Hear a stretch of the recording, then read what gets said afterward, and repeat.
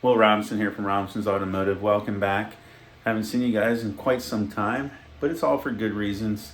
It's been quite busy here, but nonetheless, I have an interesting one today I want to share with you guys because it's to do with a network issue.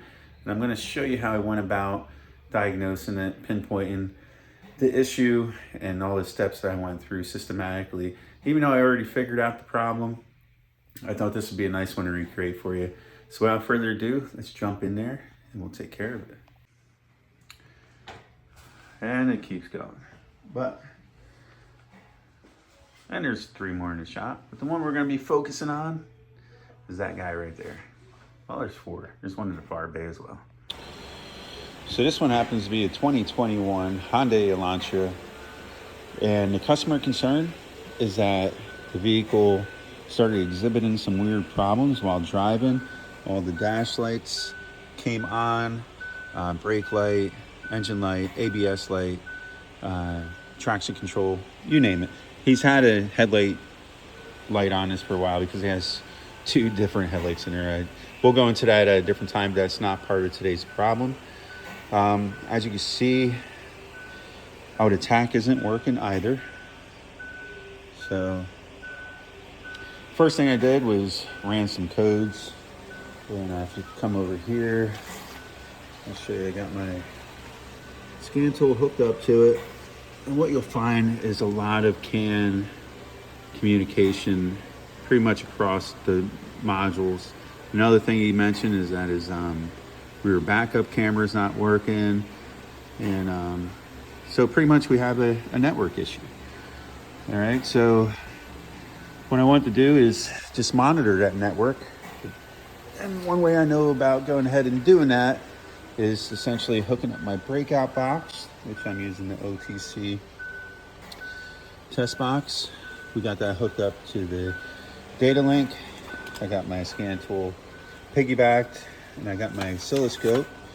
Channel 1 is going to CAN high, channel 2 is going to CAN low. And then I want to show you the signal that we're getting. This is essentially the heartbeat of your cars, your computer network. But right now it looks like a mess. See the jagged spikes? The messy lines. This is essentially referred to as ringing. It means the signal is bouncing back through the wires because there's a break or something somewhere in the line, right? The car's computers are trying to talk, and it's like trying to talk in a room that is full of a big echo and trying to have a conversation per se. And the first thing I want to check is the resistance of that network. So we're going to come back down here to the data link. We're going to shut off the vehicle.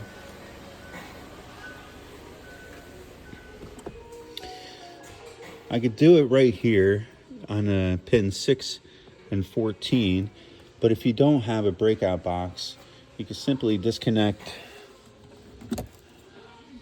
my data link connector here, and 6 and 14 are these 2 pins right here.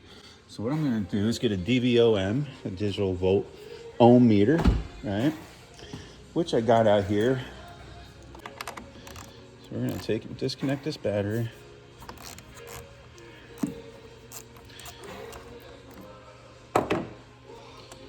All right.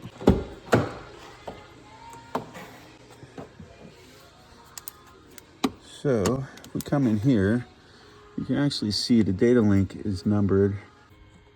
6 and 14 are pretty much on top of each other. Those 2 pins right there. We're going to measure that resistance. We should be seeing 60 ohms. So there's a terminating resistor, I think on this one, with the research I've done, 1 in a cluster, 1 in the engine computer. And essentially, with the 2 120 resistors, you should be right around 60 ohms. So if you don't have a breakout box, what you do is simply check the resistance here, lightly front probe. You don't want to spread those terminals because then you might have trouble communicating. But since I have a breakout box, it just makes it easier for me to plug this in and do my measurements right here.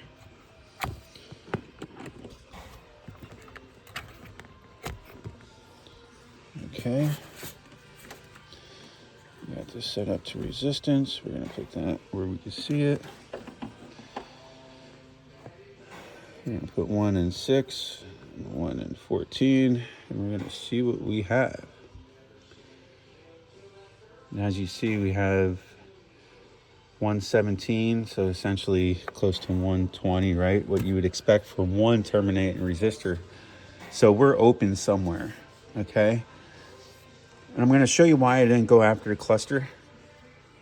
Number one, the cluster is harder to get at than the ECM. So I went underneath the hood, and that's when I found a mess. I kind of noticed the mess beforehand. It just got worse the more I looked. But you could see all kinds of road grime throughout everything. And the wheel well covers are missing. I'm not sure why they're missing. That's beyond me. But I wanted to put my focus out here because I did see a lot of stuff going on here around the ECM and whatnot, which is right there. All right. It's got little mechanical disconnects on these. That one's unplugged. Okay, that one's unplugged. Okay, so with the ECM unplugged, we are still sitting around 117. So that tells us that that 120 ohm is coming from the cluster, and that we're missing something out here on the other end of the network. And then you'll see I have 2 yellow marks here, right? I've been here. Like I said, I already diagnosed this car. We bring up all data, wire and schematics, and I'm at the ECM. And I'm looking at the 91 pin connector. And if you look at how this is laid out, I'm going to be looking for pin 60 and 77. 60 and 77. So what I'm going to do is go right to the ECM. Find 60 and 77 on the ECM, which I already did. And I'll show you with the light. I'll be going over 1, 2, 3. We'll be measuring resistance between these 2 pins. All right, so I want you to watch that meter and tell me what I read. Okay, we should be reading something. 120 ohms.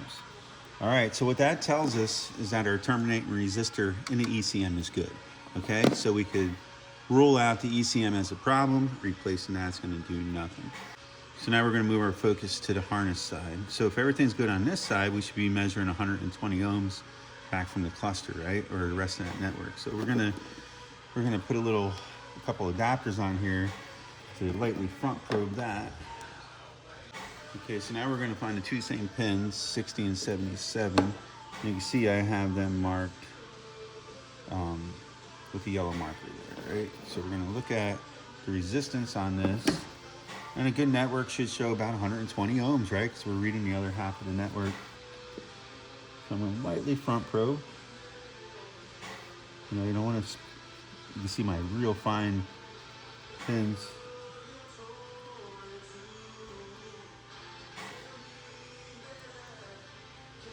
Right now I'm reading open, right? It is open now, but when I first did this, I had like 3,000 some ohms, so it was like 3K. It was a very out of range resistance, not fully open, but essentially when I found it, it became open really easy. And I'll show you that once I get to it. But I can only demonstrate and try to recreate the systematic approach that I took. And I'm sure there's many ways to get to this. So then I started looking at the bumper and everything, and I'm like, man, there's a lot of problems up here. What can it be? Maybe it's the radar sensor. So we're gonna go down to the radar sensor because it's easiest to get to. And I have that unplugged. And we're gonna take and we're gonna measure the network on this plug, which would be lightly front probed here and here.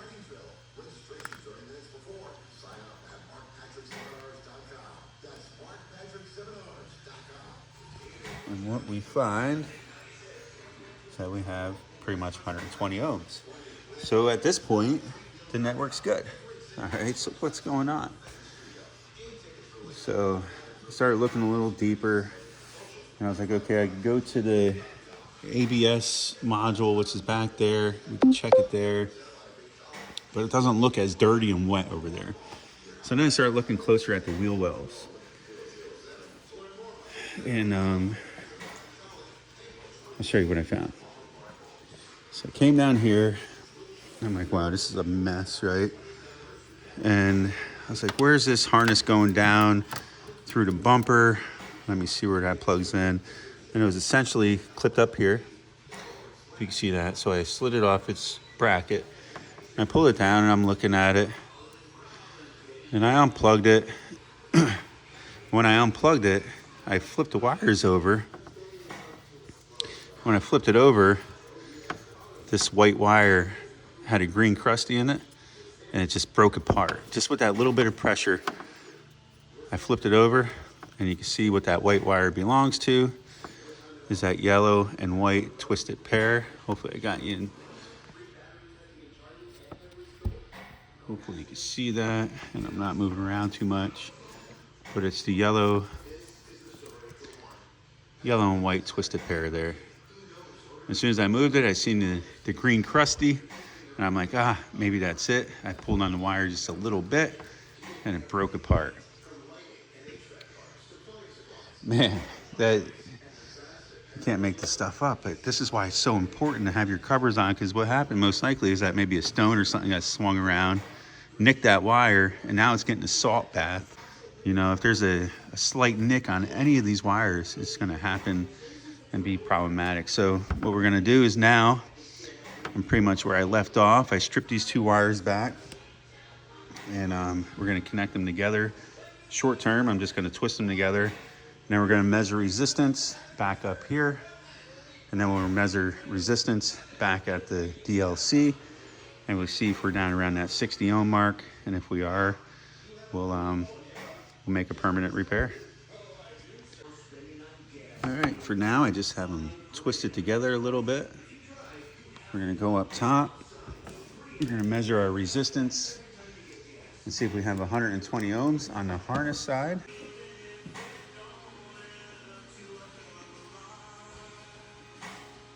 All right. So now I got those lightly front probed. As you see, we're at 120 ohms, what we should be. Come back down here. Disconnect that wire. Now we're back to an open circuit. All right, now I got it twisted together pretty good. 119 ohms. We're gonna plug this back in. Okay.